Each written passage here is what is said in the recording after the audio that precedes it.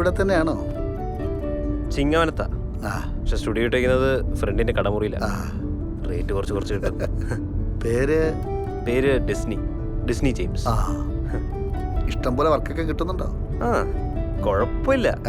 പിന്നെ ഈ സ്റ്റുഡിയോ ഇരിക്കുന്ന ലൊക്കേഷൻ അത്യാവശ്യം നല്ലതാണ്.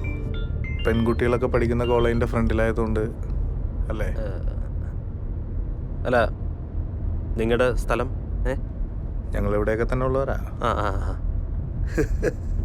കോളേജിന്റെ മുന്നിലായോണ്ട് സൗകര്യമാണല്ലോ. ചേട്ടൻ ഉദ്ദേശം എന്താണെന്ന് എനിക്ക് മനസ്സിലായി. എൻ്റെ പൊന്നു ചേട്ടാ, MBA വരെ പഠിച്ച ആളാണ് ഞാൻ. ഈ ക്യാമറ വെച്ചാൽ എൻ്റെ ലോൺ മൊത്തം അടച്ചെടുത്തു.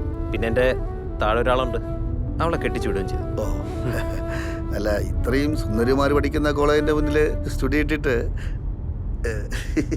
ഡിസ്ട്രിക്റ്റാരില്ലെന്നൊക്കെ പറഞ്ഞ